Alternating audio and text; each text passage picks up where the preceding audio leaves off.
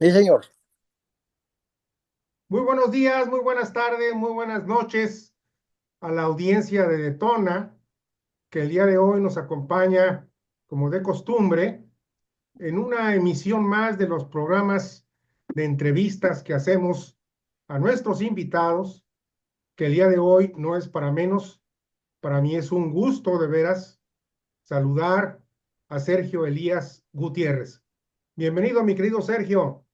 A tus órdenes, Raúl. Gracias, gracias por la invitación.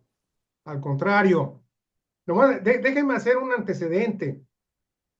Mi querida audiencia, al licenciado Sergio Gutiérrez Garza, Salazar. Salazar, perdón, yo lo conocí hace, pues si mal no me 40. acuerdo, como unos 30 años No, aproximadamente, 40. Fue o la ley 40, electoral del 86.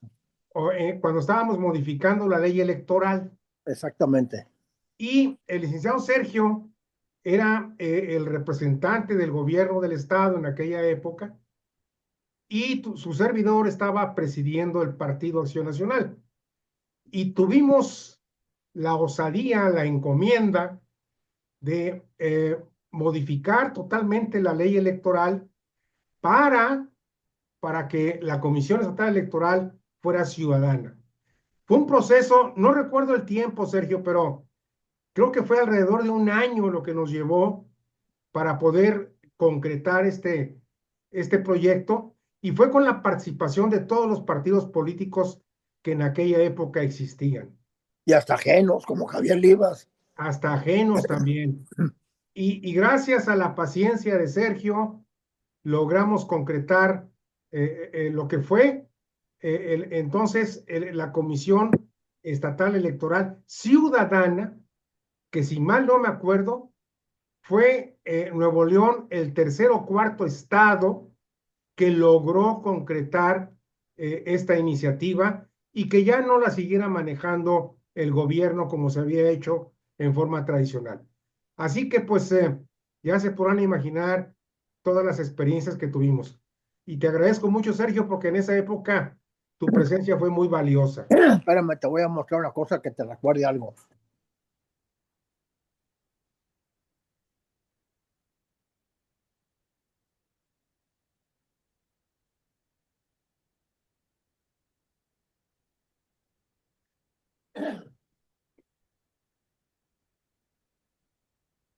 Me regalaron una plaquita, ustedes, tú y tu Andró, en una comida en tu casa, que dice Sergio Elías Gutiérrez. Es esta plaquita, mira.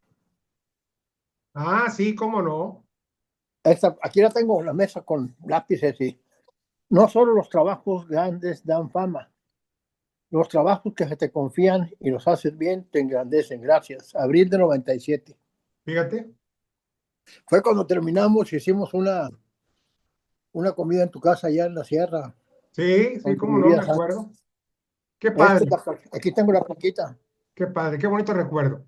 Tuve un Pues nieto bueno, mi de... querido Sergio, vamos a tocar un tema que tengo la impresión que no mucha gente le ha permitido, por lo menos, conocerla y opinar sobre lo que estamos viviendo en la actualidad dentro del marco constitucional. Ujú. Y yo, sin ser abogado, déjame explicarte cuál es el entorno que se está viviendo, que estamos viendo. La Constitución define con toda precisión que la República de los Estados Unidos Mexicanos eh, es una institución de Estado creada con tres poderes independientes, entre son pares y unos a otros se vigilan, pero son totalmente autónomos. Es decir, es un Estado con tres poderes: el ejecutivo, Exactamente. legislativo y judicial. En lo personal, y mucha gente coincide conmigo, otros no, para mí, López Obrador, desde que llegó, desde que andaba en campaña, desde el 2006 y después en el 12 y en el 18, él insistía en hablar y en proponer un cambio de régimen. Ajá. Y no le creímos, incluyeme a mí, no le creímos. No le creímos que pudiera. Así es. Y lo logró, porque al final de cuentas, el día de hoy, 4 de marzo del año sacrosanto 2025, hay un cambio de régimen totalmente.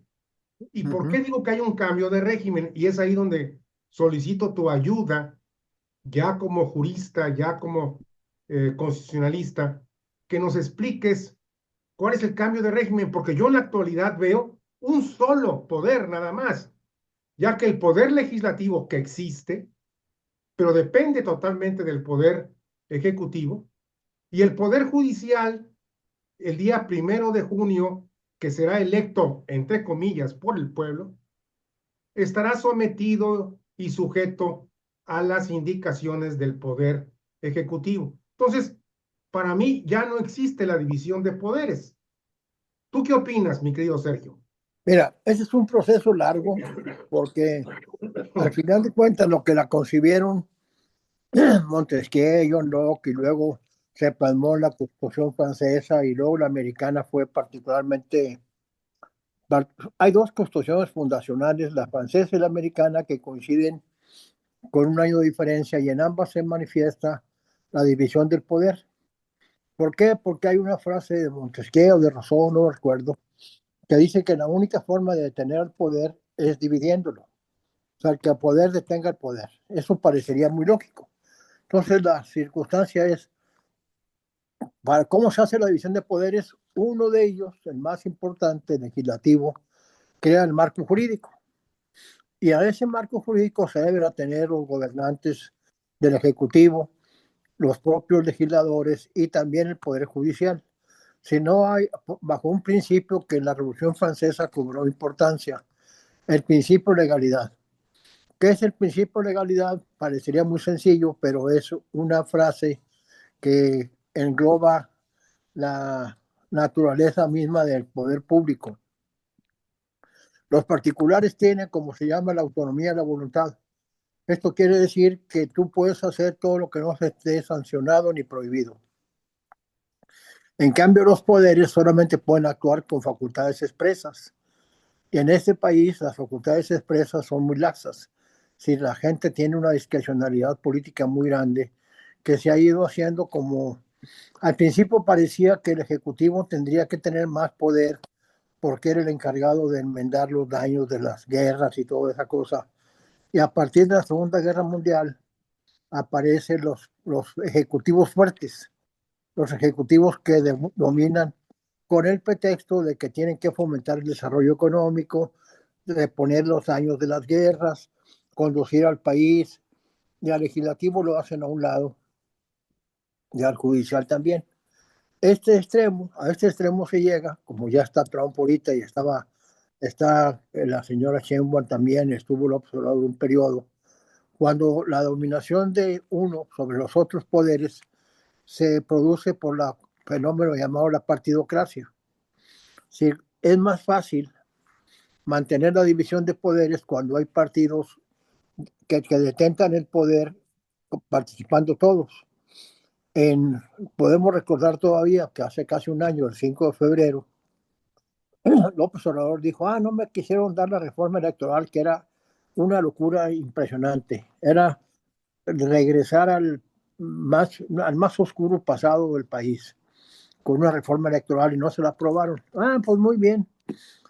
En septiembre voy a tener mayoría calificada y ahí me van a conocer. Y el 5 de febrero en Palacio Nacional hace una propuesta, ahí les van mis propuestas para el primer periodo, me queda un mes para hacer lo que yo quiero. Entonces, como en junio, por malas o buenas formas, pero se hizo con la mayoría calificada en ambas cámaras, habían mandado en febrero 20 reformas 20 proyectos de reforma y aprobaron 18 de ellos. ¿Por qué? Porque tenía la mayoría en el Senado y la mayoría calificada. Ya para entonces ya tenía más de 20 estados que tenían la legislatura. Entonces, la división de poderes funciona si no se concentran los poderes en un solo partido y el partido tiene una subordinación ciega ejecutivo. Entonces, el fenómeno que es del PIB, que decían, ¿por qué el presidencialismo mexicano? A Carpizo se le ocurrió decir que eran facultades metaconstitucionales. Si el presidente, aparte de ejercer los poderes propios del Ejecutivo, detenta poderes que van más allá de la Constitución, el liderazgo del partido, lo que le permite con ese liderazgo del partido elegir a los legisladores y a los gobernadores, y en consecuencia el poder se convierte en unitario. Hace 50 años, este año va a ser 50 años del libro célebre del el ex rector de la UNAM, González Casanova, que fue la primera alerta de que en México no existía democracia, porque un supuesto básico, hay un artículo que es muy premonitorio y muy, no sé si fue adivinación religiosa. El artículo 16 de la Declaración de Derechos del Hombre y del Ciudadano dice: una sociedad que no tiene establecida la división de poderes ni garantizados los derechos humanos no tiene constitución. Y de ahí arranca todo este principio de que para que haya un sistema constitucional de veras requiere haber dos partes fundamentales. La división de poderes, que a final de cuentas es la mejor protección para los derechos humanos, porque si los legisladores tuvieran el ejercicio pleno de sus facultades sin sumisión a otro poder, tendríamos mejores derechos que los que tenemos. Entonces, pero esa teoría y hasta la Primera Guerra Mundial, los partidos no eran tan fuertes como ahora, salvo en Estados Unidos, que hicieron un sistema de partidos que no son propiamente como decía el profesor Duverger, que había dos tipos de partidos, de masas y de cuadros. De Estados Unidos nunca ha tenido un partido de masas. Tiene partidos de dirigentes que desaparecen cuando el poder llega al poder. ¿Qué relevancia tiene el Partido Republicano ahorita? Ninguna. ¿Qué relevancia tenía cuando estaba Biden, el demócrata? Ninguna. Muy poco se ocupan los americanos de estar analizando a los partidos políticos. Y ahora son fundamentales porque de ahí depende la formación de los gobiernos. Entonces López Obrador hizo inteligentemente, que hay que reconocerle, una larga caminata, la larga marcha a todos los municipios del país cuando supuestamente le robaron las elecciones del 2006 y luego el 2012 no pudo con Peña porque el aparato del PRI todavía era dominante. Entonces del 12 al 18, al 16, el 14 fundó Morena, el 15 tuvo 30 diputados y el 18 se quedó con todo. O sea, esa capacidad nunca la habíamos visto, una capacidad de organización sin apoyo gubernamental porque tenía muy poco dinero. Los partidos tienen dinero público por la cantidad de votos. Entonces, si no hubiera aparecido la partidocracia, sería mucho más fácil porque los poderes se formarían sin duda por elecciones, pero sin que el poder tuviera tanta concentración partidista. Entonces, ese es el origen de los partidos, lo que genera esta circunstancia. Ahorita Trump, la única esperanza que tenemos con Trump es que el Partido Republicano no sea como los partidos mexicanos, que se subordinan al Ejecutivo. Por una razón básica, hay 100 senadores. Parece ser que los números de estos 100 en este periodo electoral, en esta última elección en Estados Unidos, llegaron 25 con Trump, pero hay 75 que tienen carrera de 25, 30 años. Biden fue senador 30 años. O sea, eso no tiene por qué subordinarse porque a final de cuentas tienen una relación con el pueblo y no con los partidos. O sea, aquí hay una regla canalla en México. Para ser candidato a algo, requieres que te postule un partido. Inventaron sin quitar esa regla, inventaron los candidatos independientes, que es lo más difícil que hay. No hay forma de ganar nada con una candidatura independiente, no te dan dinero, nada. Entonces los partidos se conservan su privilegio de ser los únicos que forman o que hacen que se integren los poderes públicos. Entonces nuestro problema es el sistema de partidos. Y el sistema de partidos no está en la Constitución, sí está de alguna manera regulado, pero la formación de eso, si ahí vamos a lo que tú preguntabas, la definición de un cambio de régimen parecería que es el régimen constitucional. Pero aparte de eso está la prensa, los partidos, los Sí, claro. movimientos sociales.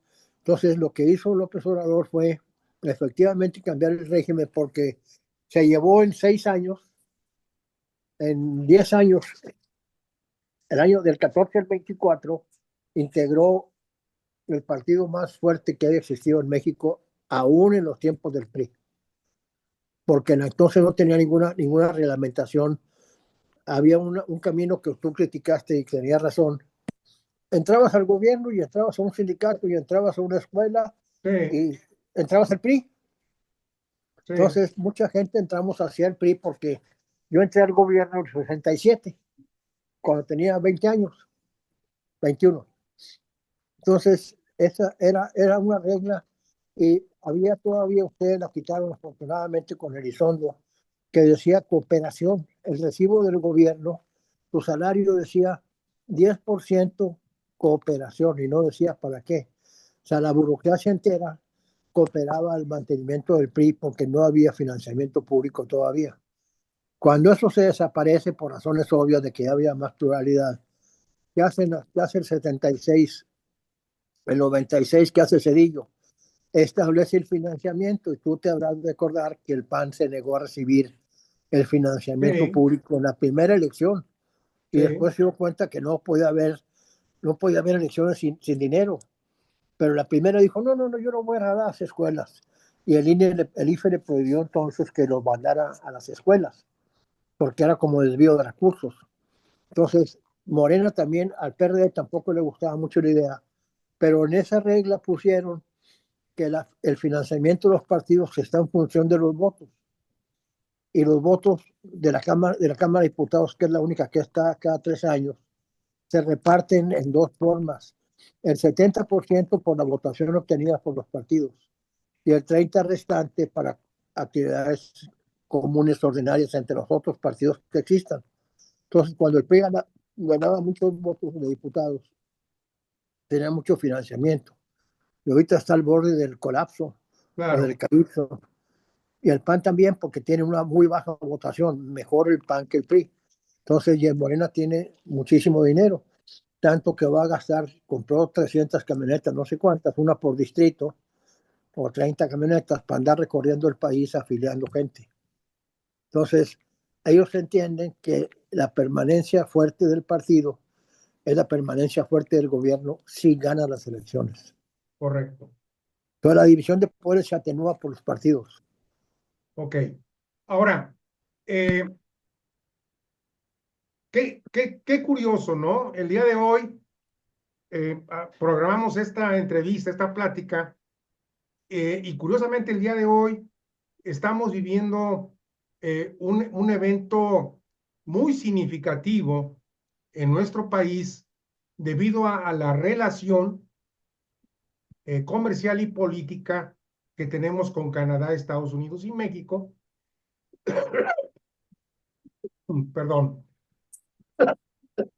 en la cual Trump, por diversas razones y lo que tú quieras, que puede estar loco y tiene otros intereses y tiene una forma de negociar, de presión, etcétera, etcétera.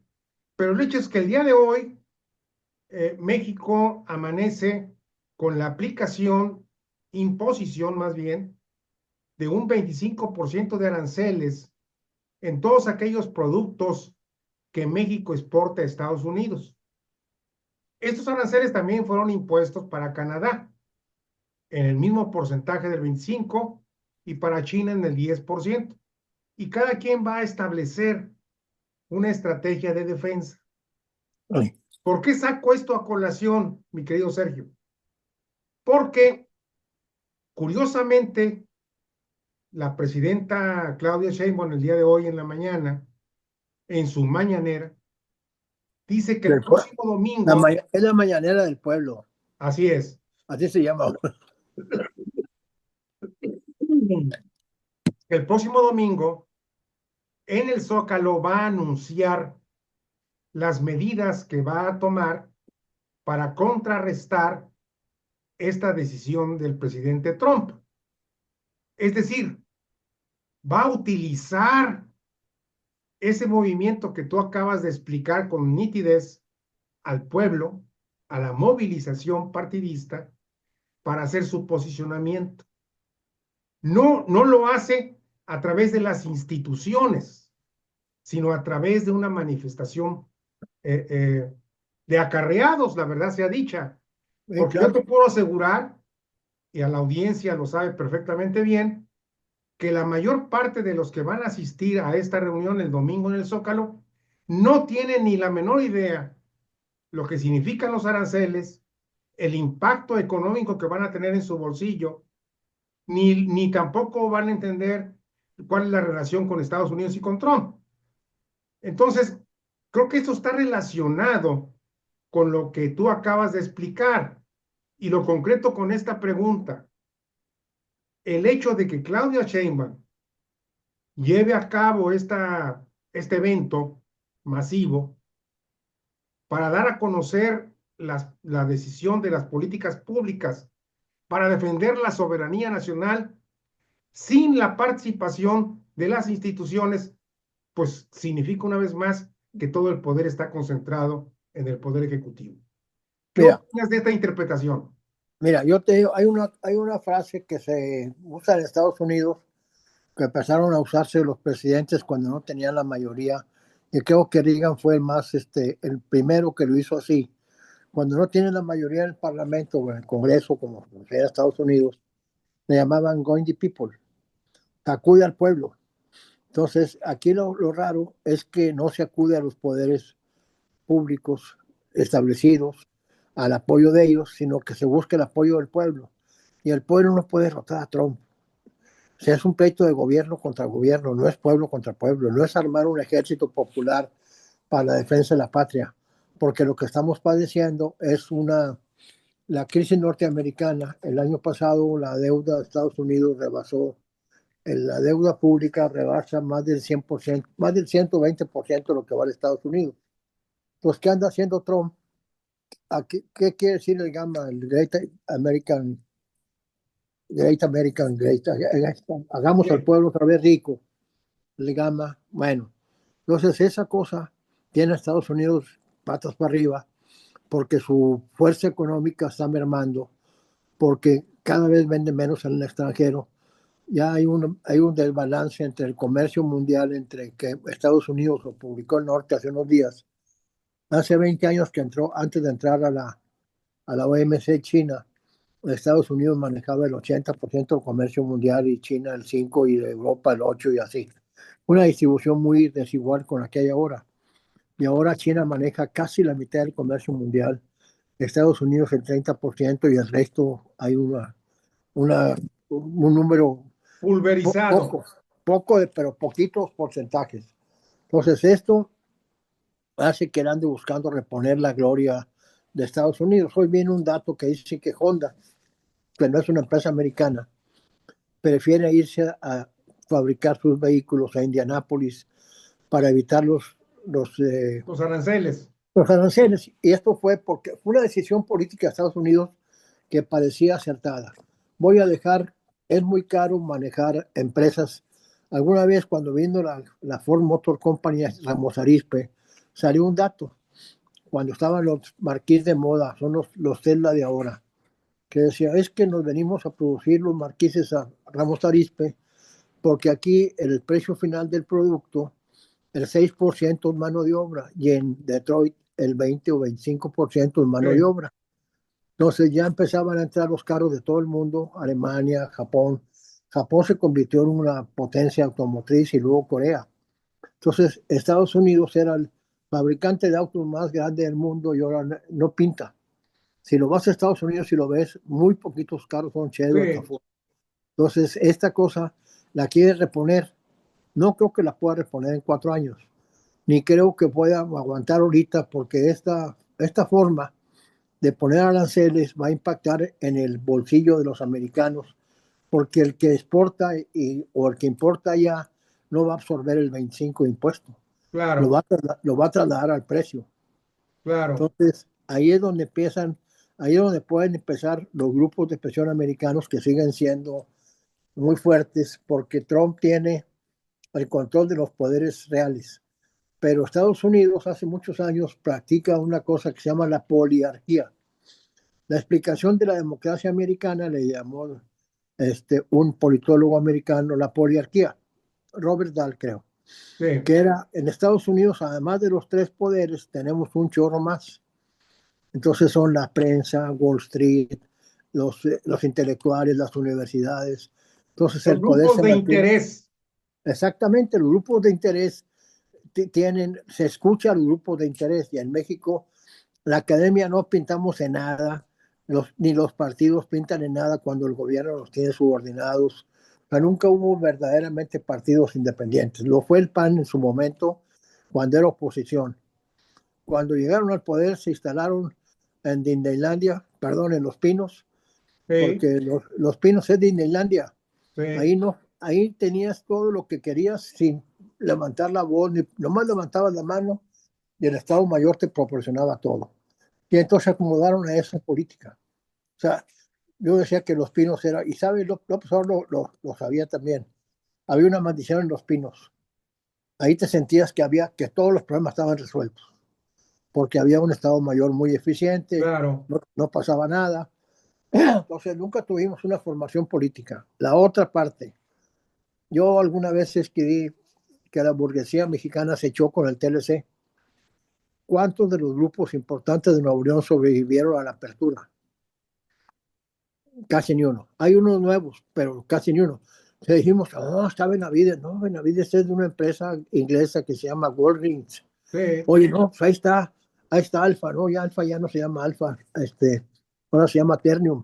Y así como esas, todas las demás. sí. Entonces, eh, Pero, eh, pero ¿cómo relacionas tú esto con la decisión de Claudio Sheinbaum de anunciar la defensa, la soberanía de nuestra nación por los allá aranceles voy. de Trump en un acto público y no a través de las instituciones de Porque nuestro país? es una demostración de fuerza que cree que le puede ayudar a decir somos fuertes, que ya ven, estamos todos unidos contra Trump. Más que nuestra fuerza es de montón. Y allá la fuerza de economía, de las armas, de la política. Y luego tenemos bien merecidos algunos de los puntos de Trump. Porque no, qué curioso, qué curioso que ahorita en 4 meses llevan muchas más detenciones, extradiciones, quema de laboratorios que en 6 años. O sea, ¿qué hicimos para cuántos pecados toleramos? Ahora somos Con el, eficientes. con el abrazo no balazo. ¿Sí? ¿Sí? Entonces, Entonces tú estás convencido de que la decisión de Claudia es simplemente mostrar músculo. sí, pero eso sirve en interno y lo apoya. Nomás que el apoyo moral es apoyo moral y el apoyo político debe ser de otra forma y el apoyo económico más fuerte. ¿Qué dijo hoy en la mañana? No importa mucho lo de Estados Unidos. Es el país que tiene más tratados internacionales. Eso es un autoengaño. ¿Por qué? Porque si hay, México tiene más tratados con más países que cualquier país del mundo, pero el 86% se desarrolla con Estados Unidos. Claro, claro. Entonces voy a decir, puedo salvar la situación con el 14% restante. Y la otra cosa que hizo la mañana, la otra exhortación es a los empresarios, sustitución de importaciones. O sea, ¿por qué no empiezan ustedes a producir lo que importamos? Porque desmantelamos nosotros también la planta industrial. Ahora, lo que no toma en cuenta el licenciado Trump es que México no está exportando a Estados Unidos. Yo lo dije en el artículo pasado hace 2 semanas, la semana pasada el martes. Estados Unidos no exporta México a Estados Unidos, exporta Estados Unidos a Estados Unidos. Una gran cantidad de las exportaciones mexicanas a Estados Unidos eran de empresas americanas que se instalaron aquí por la ventaja salarial y por la ventaja fiscal. Es la maquila. Que es la maquila, que ya no es maquila, ahora es producción. Porque la maquila yo entendía que era, tú eres el armado de piezas que te llegan sueltas. Y ahora las produces aquí, pero con capital americano. Si se revisa la ley de inversión extranjera que expidió Echeverría el 74, 75, ahorita ya no hay casi ningún límite en inversión extranjera. se conservan muy poquito, ya no hay límites en la banca ni nada. ¿Cuántos bancos hay en México? 20. ¿Cuántos bancos tienen el 80% de los créditos y las operaciones bancarias? 3 bancos extranjeros. Sí, Ahí medio se cuela Banorte, pero fuera de eso, toda la banca es extranjera, toda simplemente el caso más grave, la energía que éramos exportadores, ahora estamos importando gas. Cuando todo Trump, un diputado tejano que no sé qué le hayan hecho ahí en la frontera o algo, a lo mejor lo atracaron, dijo, quieren poner a México de rodillas, dejen de exportarle gas y en 6 días se cerró la empresa, toda la industria. Porque el 86% del gas que consumimos en México viene de Estados Unidos. Y en la reserva que hay es para 6 días. O sea, nuestra dependencia económica es terrible porque nos echamos a la hamaca. Yo algún día le dije a un amigo mío que tú conoces que la burguesía mexicana con el TLC se echó. ¿Y qué hace la burguesía regiomontana que creó este emporio chiquito, pero un emporio? Se dedicó a hacer condominios y torres sí, administrativas. Cambió, y eso no genera empleo, ni genera valor. O sea, le genera valor a una familia. claro. Entonces están en eso. Entonces nuestra recomposición pasaría por que la burguesía mexicana, que tiene más dinero en el extranjero que aquí, yo creo, entonces pudiera volver a iniciar el trabajo de industrialización. Pero ¿tú crees que se pueda reponer? Aquí empezó la fundidora en 1890, por allá. No hay ahorita, ya la última que había era Altos Hornos.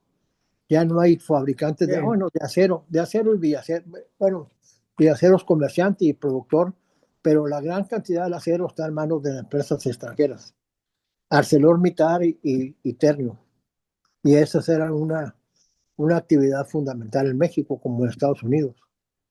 Entonces es muy Sergio, difícil. la reforma al Poder Judicial, que ya está en proceso, ¿qué destino le ves tú? Mira, ayer yo estaba dando clase y unos chavitos a hijos de empresarios decían, ¿por qué hay estamos padeciendo una lenta, digo, indolora, pero progresiva desmantelamiento de maquilas y de empresas? Los, eh, los empresarios grandes están esperando a ver qué pasa para invertir. Si hacemos un recuento de las reuniones que ha tenido con los 60 empresarios mexicanos más ricos, que algunos no son propietarios, pero ahí van como quiera. Entonces, pidiéndoles de favor que inviertan, porque la inversión mexicana está muy reducida.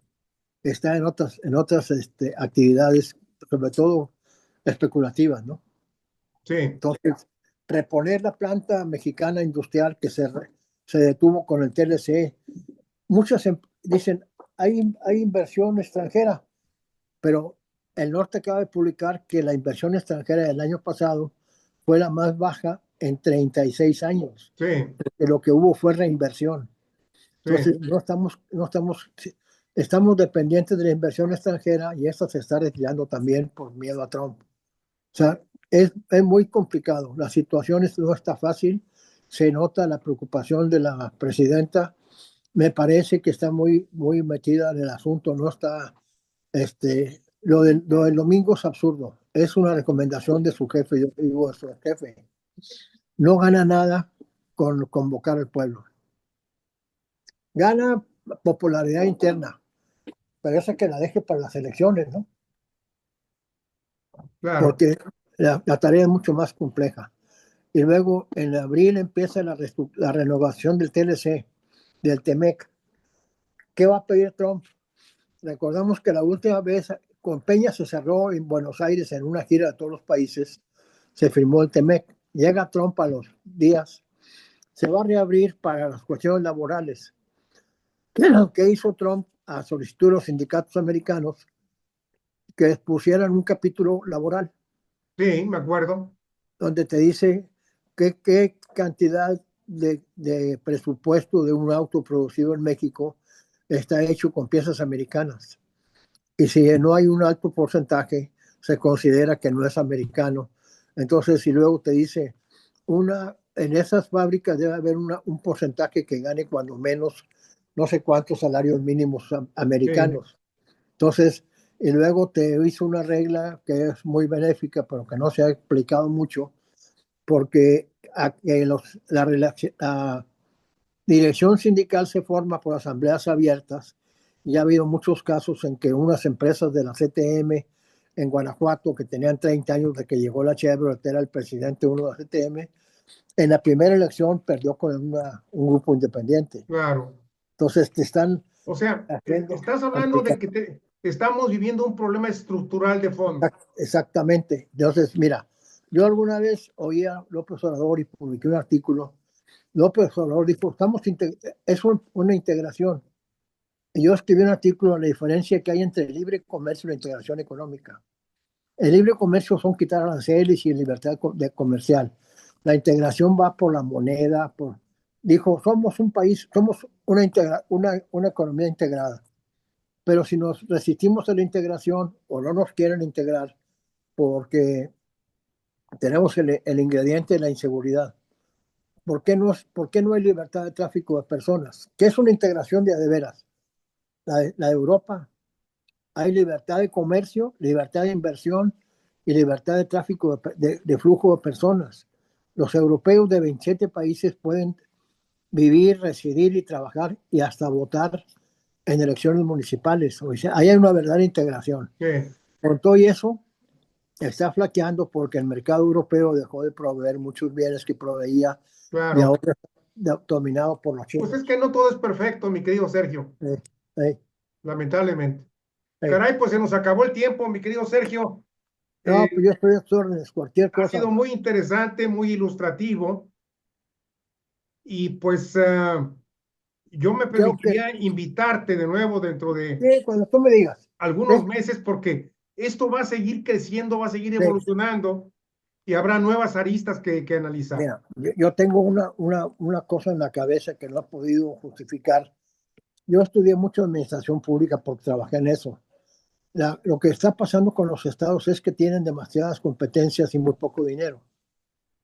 Entonces, hay un libro americano de un profesor de Harvard que se llama El costo de los derechos. O Sí, sea, estás ampliando los derechos traes 3 pesos en la bolsa y tienes compromisos por 20 pesos. ¿Cómo le haces? O sea, algún momento vas a dejar de hacer esas prestaciones porque el gobierno mexicano, yo sé que tú vienes al TEC y aquí te desarrollaste y creciste y no eras una familia rica, no sé si eres sido, pero mi caso, mi papá hizo 4 años de primaria, yo fui a París y mis hermanos, 2 hermanos más fueron también. Entonces, había movilidad social y ahora está claro, estancado no, ahora todo. no la hay. Así Dicen es. que el 70% de los que nacen pobres van a morir pobres. Sí. Te mando un abrazo, mi querido Sergio, Gracias. y pues estamos convocados en breve Órale, para seguir platicando. órale, sí, señor. A tus órdenes, ¿eh? Hasta luego.